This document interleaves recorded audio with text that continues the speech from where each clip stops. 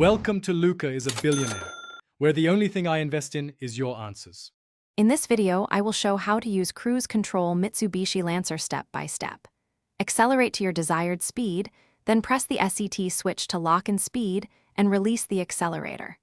Use cancel or brake to disengage, or press RES to resume the previous setting. Adjust the speed using the plus and controls incrementally. Always stay attentive and keep hands on the wheel while monitoring road conditions, and warm up your Lancer and ensure safe driving conditions before using cruise control.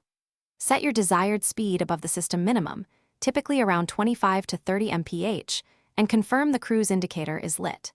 Keep both hands on the wheel and scan traffic for upcoming merges or braking. Remember that cruise control does not replace attentive driving, so be ready to take over immediately if road conditions change or other drivers behave unpredictably. While cruising, use the SET button once you reach a steady speed and allow the system to maintain it. Use the plus and buttons to increase or decrease speed by small increments without tapping the accelerator.